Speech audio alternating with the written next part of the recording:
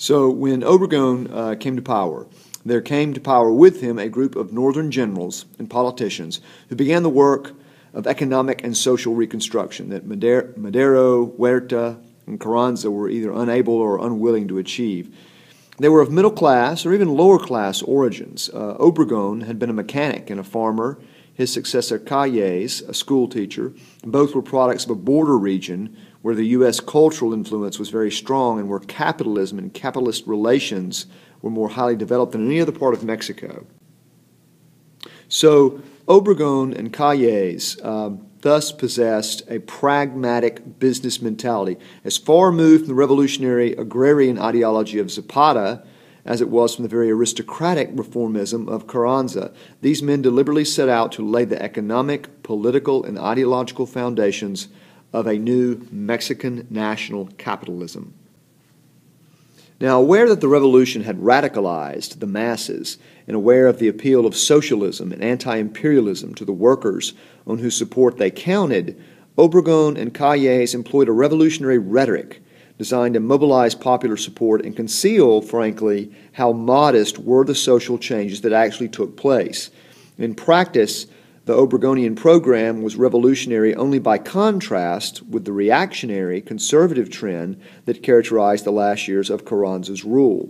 Far from promoting socialism, Obregon sought accommodation with all elements of Mexican society except the most reactionary clergy and landlords, the super-powerful hacendados and the church.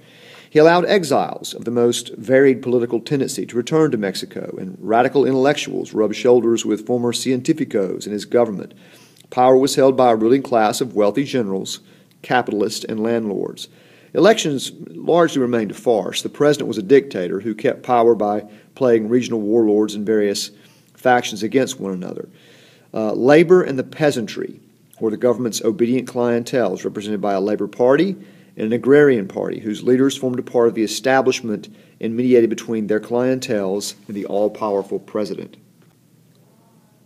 The agrarian party I just mentioned was headed during Obregon's presidency by Antonio Diaz Soto y Gama, and his party was interested in land redistribution.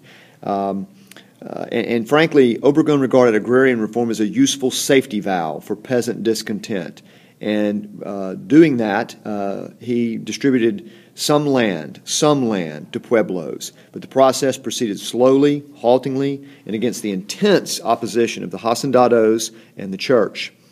Even after a village had received land, its prospect for success was poor, for the government failed to provide the peasants with seeds, implements, and adequate credit facilities or modern agricultural training. Such credit assistance as they received usually came from the government rural banks, which exercised close control over land use, intensifying the client status of the peasantry, or from rural loan sharks, basically. So the Obregon land reform was neither swift nor thoroughgoing. By the end of his presidency, only some 3 million acres had been distributed among 624 villages, while 320 million acres still remained in private hands. Now, Obregon also encouraged labor to organize, for he regarded trade unions as useful for stabilizing labor-capitalist relations as an important bulwark of his regime. Frankly, his political base became the labor class, the unions. The principal trade union organization was I may butcher this here, the Confederación Regional Obrera Mexicana, known by the acronym of CROM, formed in 1918. Despite the rhetoric of its leaders about class struggle and freedom from the tyranny of capitalism, Marxist-sounding stuff, CROM was really about as radical as the American Federation of Labor, with which it maintained close ties. Its perpetual boss was Luis Morones, known for his flashy dress, diamonds, limousines. As the only labor organization sponsored and protected by the government, CROM had virtually official status. Despite this official protection, Morones' method of personal negotiation with employers yielded scanty benefits to labor. Wages barely kept pace with the rising cost of living. The main purpose of CROM was to provide a political base for Obregon. This policy of learning about and incorporating indigenous peoples into the national identity has a name, indigenismo, or indigenism. And it has two uses in Latin America. It's used broadly. And the broader one is it's sort of a political ideology that emphasizes the relation between the nation-state and indigenous minorities. And most often means, more recently means the greater social and political inclusion of indigenous peoples.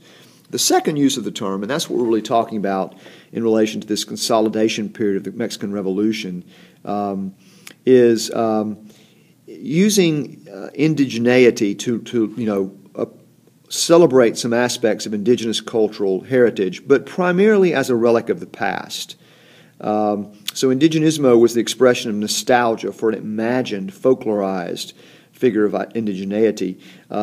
It was designed to create a national identity that celebrated indigeneity, but also overwhelmed national divisions. Paradox. It's both a celebration and an assimilation of indigeneity. So we're going to honor the Indians, bring them in, incorporate them into one giant national identity, which frankly will subsume their ethnic identity.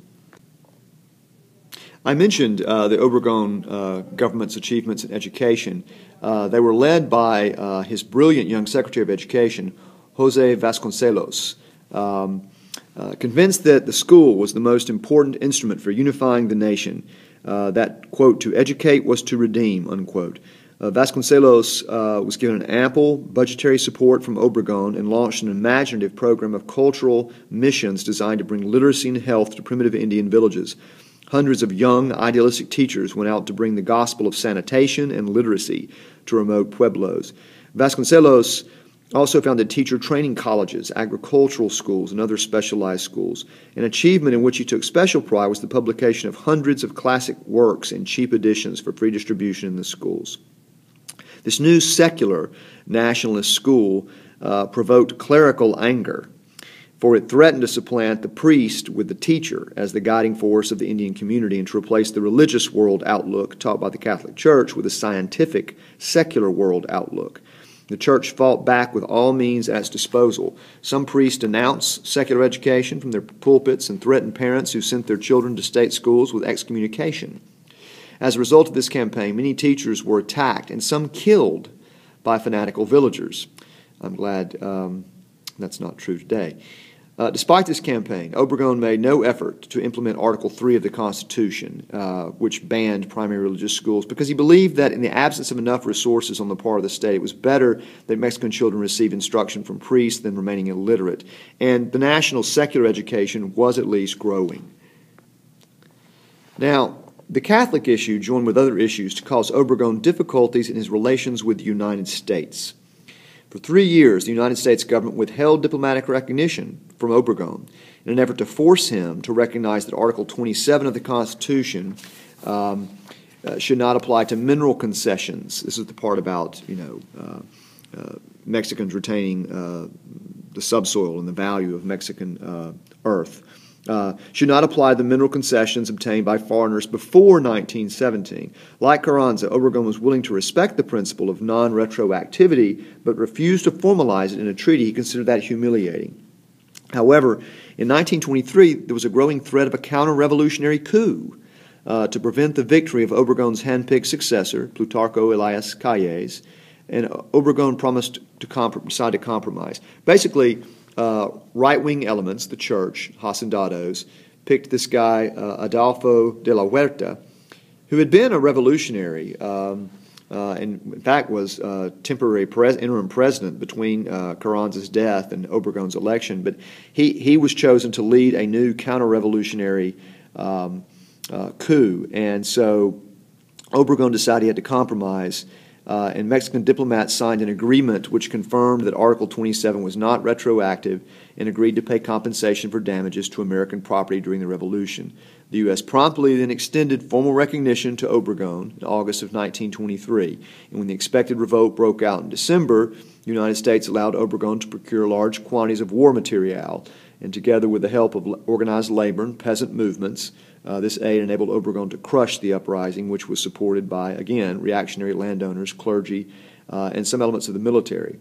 And so on November 30th, 1924, Calles assumed the presidency of Mexico.